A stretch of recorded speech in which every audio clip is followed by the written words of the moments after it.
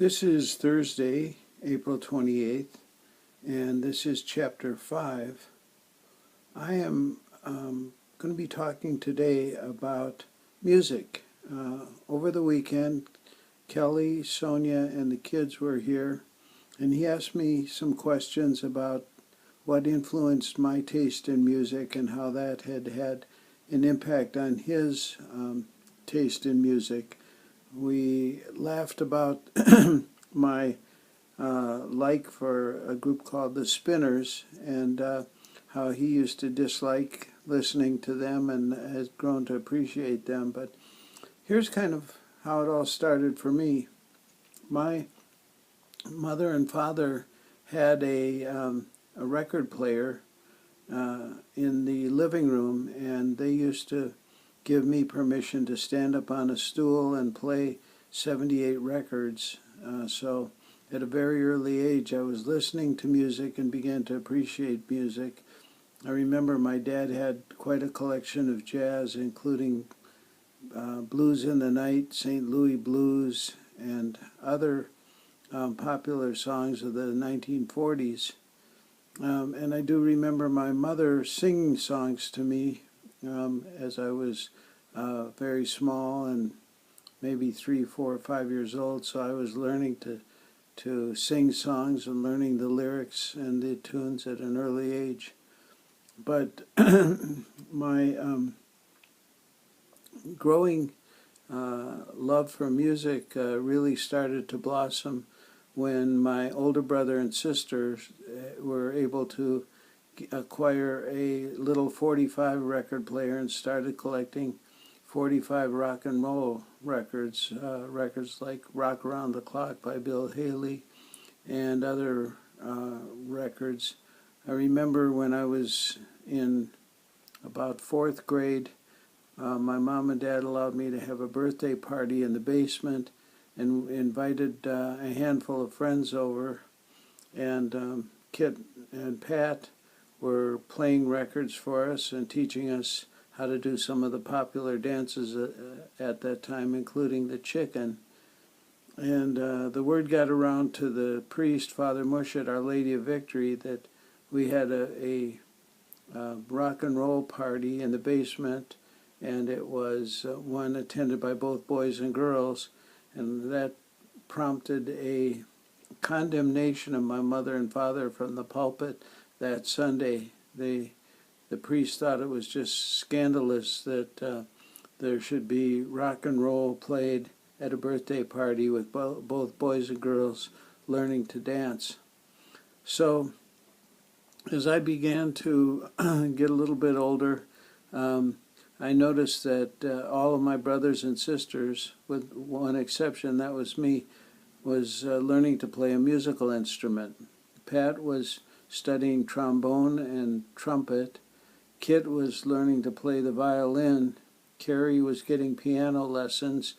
Tim and Tom both were learning to play the guitar. I don't think Jim was getting any music lessons, and neither was I, but I still continued to appreciate music.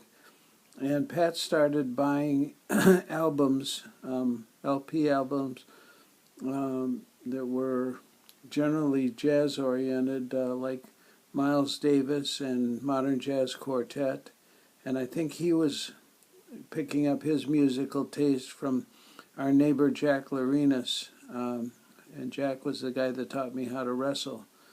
I later inherited some of Jack's 45 records, and I still have some of those. But I think I still have some of Pat's 45 records too, and some of his long play LP 33 1/3 records.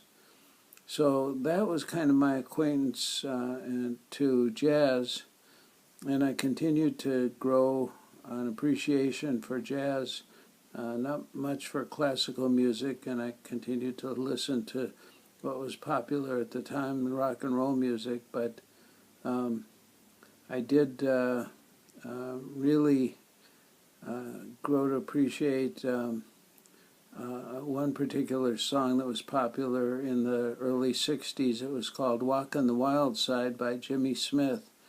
and I think he was backed at the time by the Oliver Nelson Orchestra, and that was one that really hooked me. And another album that I bought, I think it was the first album I bought, was the album Take Five by Dave Brubeck, and I remember listening to that when I was at Northern State College on some cold winter days when I didn't want to go to class. I just put that on and maybe study to it.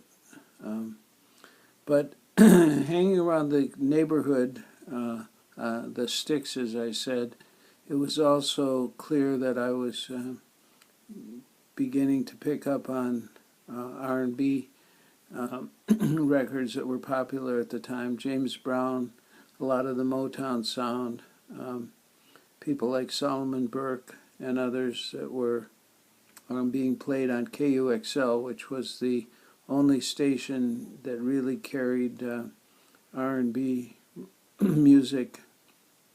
And so I think, as I told Kelly, this was having an impact on the way I approached society and race and the social life, and began for me to be not only a matter of friendships with people like the Barksdales, the Addams family, the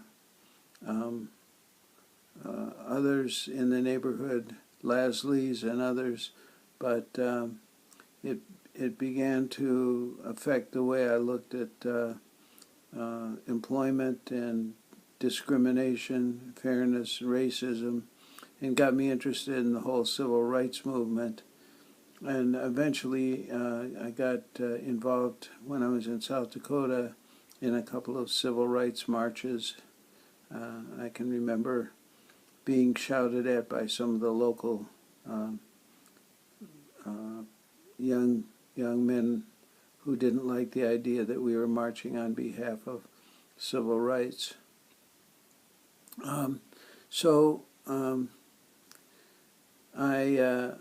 In 1962, I graduated from high school and decided to go to St. Mary's, as I mentioned earlier, and that was something that, in terms of music, just increased my appreciation for folk music, because a couple of my friends there were musicians, and we used to gather in some of the rooms of Judd Boer and Terry Truler, and they would play songs by Peter, Paul and Mary and Bob Dylan, and we would sing those songs in the rooms late at night. But before I went to St. Mary's, I had a summer job working at Patty's Drive-In, where I was the night manager and fry cook, and that was where I met Rita Recibi, who was one of the waitresses. Rita was, I guess what I would say, the first love of my life. I was really taken by her, and I used to take every opportunity to give her a ride home from work. And although that romance never went anyplace really, she was dating another guy at the time. I tried to stay in touch with her when I was at St. Mary's, but that was not to be, and she ended up eventually getting married, moving away to Texas, although we reconnected later on. I was still playing a lot of basketball, and I became friends with Gary Chesner, who was the starting guard for Patrick Henry and the star shortstop on the Patrick Henry baseball team and the star quarterback on the football team. And Gary had a father who owned a small company called City Mattress Company. His dad, Barney Chesner, offered me a job as kind of a driver and delivery guy, and I used to drive the old Pontiac wagon they had around and deliver mattresses in Box Springs, and got to know the Chesner family very well. Barney was an alcoholic and quite difficult, but a good man. Treated me fairly. I can remember particularly one day on November 22nd, 1963, we were driving back from making a delivery, and we were listening on the radio, and that was about 1 o'clock in the afternoon, and that's when they announced that President Kennedy had been shot.